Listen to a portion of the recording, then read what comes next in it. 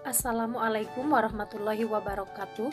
Berjumpa lagi dengan saya Susi Supina dengan NIM 18620500191 PG PAUD tahun 2022 Universitas Pancasakti Bekasi.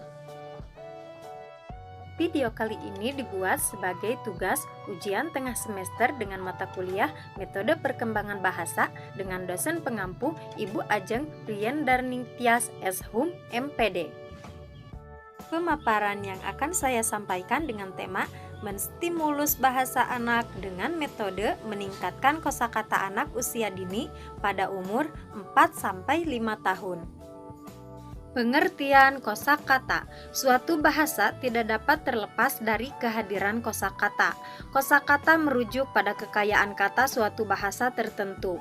Kata adalah unsur bahasa yang diucapkan atau dituliskan yang merupakan perwujudan kesatuan perasaan dan pikiran yang dapat digunakan dalam berbahasa.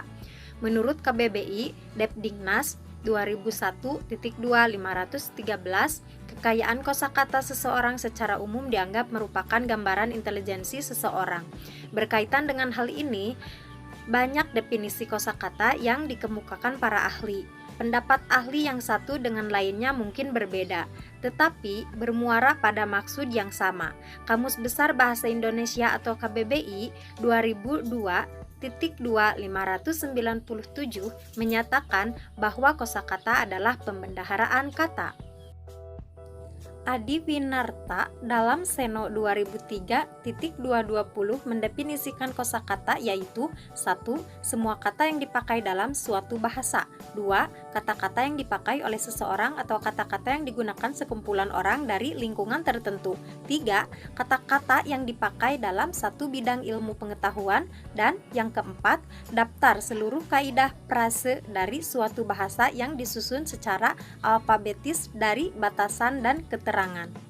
Kerap 1991.224 mengemukakan bahwa kosakata atau pembendaharaan kata suatu bahasa adalah keseluruhan kata yang dimiliki oleh sebuah bahasa.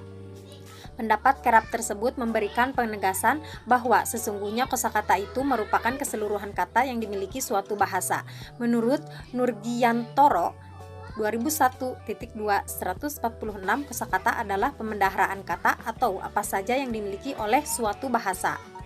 Sedangkan menurut Kridalaksana 2001.289 menyatakan bahwa kosakata adalah kekayaan kata yang dimiliki oleh seorang pembaca atau penulis atas suatu bahasa. Henry Guntur Tarigan 1986.2.197 menyatakan bahwa kosakata adalah kata-kata yang merupakan pembendaharaan suatu bahasa. Dan menurut Rahayu 1999.26,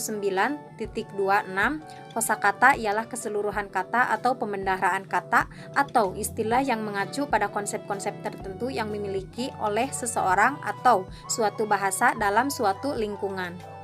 Menurut Hastuti 1992.224 bahwa penguasaan kosakata penting agar peserta didik mampu memahami kata atau istilah dan mampu menggunakannya di dalam tindakan berbahasa, baik itu menyimak, berbicara, membaca, maupun menulis.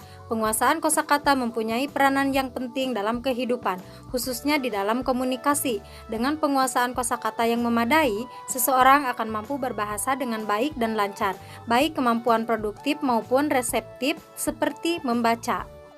Adapun menurut Owens dalam Papalia dalam Nurbiana DKK 2009.23,1, anak usia dini khususnya usia 4-5 tahun dapat mengembangkan kosakata secara mengagumkan. Mereka memperkaya kosakatanya melalui pengulangan. Mereka sering mengulang kosakata yang baru dan unik sekalipun mungkin belum memahami artinya. Menurut Harlock dalam Dharma Agus 1978.2.186 dalam mengembangkan kosakata, anak harus belajar mengaitkan arti dengan bunyi karena banyak kata yang memiliki arti yang lebih dari satu dan sebagian kata bunyinya hampir sama, tetapi memiliki arti yang berbeda. Maka, membangun kosakata jauh lebih sulit daripada mengucapkannya. Kemampuan potensial dalam bidang bahasa dapat diukur melalui pengetahuan kosakata. Kemampuan kosakata anak dapat berkembang seiring dengan tahapan perkembangan dan pengalamannya ketika ia berinteraksi dengan orang lain. Menurut Tarigan 2011.22, semakin kaya kosakata yang dimiliki, semakin besar pula. Menurut Tarigan 2011.23, kosakata dasar dibagi ke dalam beberapa bagian, yaitu 1. Istilah kekerabatan, misalnya ayah, ibu, anak, kakak, adik, nenek, kakek, paman, bibi, menantu, mertua. 2. Nama-nama bagian tubuh, misalnya kepala, rambut, mata, hidung, mulut, bibir, gigi, lidah, pipi, leher, dagu, bahu, tangan, jari, dada, perut, pinggang, paha, kaki, betis, dan lainnya. 3. Kata ganti pokok atau diri penunjuk, misalnya saya, kamu, dia, kami, kita, mereka.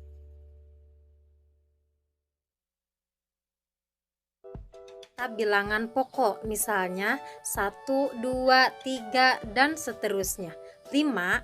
Kata kerja pokok, misalnya makan, minum, tidur, bangun, berbicara, melihat, mendengar, menggigit, berjalan, bekerja, mengambil, menangkap, lari, duduk, datang, pergi.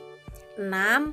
Kata keadaan pokok, misalnya suka, duka, senang, susah, lapar, kenyang, haus, sakit, sehat, bersih, kotor, jauh, dekat, cepat, lambat, besar, kecil, banyak, sedikit, terang, gelap, siang, malam, rajin, malas, kaya, miskin, tua, muda.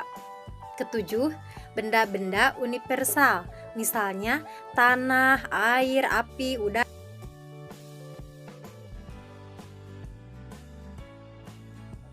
Muspiroh Tadkiroatun 2005.256, ia mengatakan secara garis besar kata-kata tersebut meliputi nomina atau kata benda, verbal atau kata kerja, adjektifia atau kata sifat, dan kata fungsi. Sedangkan menurut Harlock dalam Dharma Agus 1978.287, anak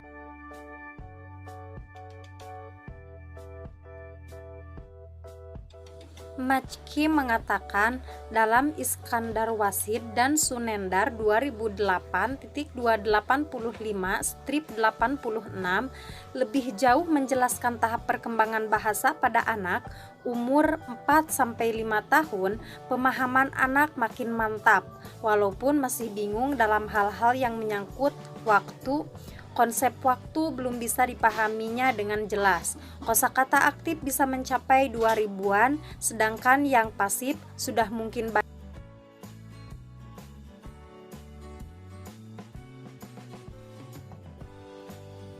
Maka anak usia 4-6 tahun mempunyai daya serap yang tinggi atas kata-kata yang diperoleh baik dari lingkungan keluarga maupun di lingkungan tempat mereka belajar pada saat proses belajar mengajar di sekolah. Peran aktif guru sangat diperlukan, terlebih bagi guru anak usia dini.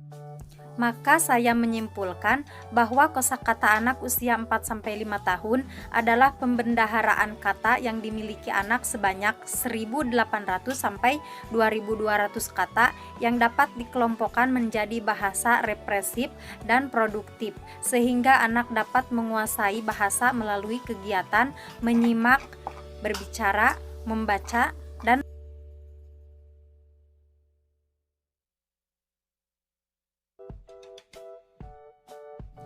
Sekian video presentasi dari saya, semoga bermanfaat. Akhirul kalam, wassalamualaikum warahmatullahi wabarakatuh.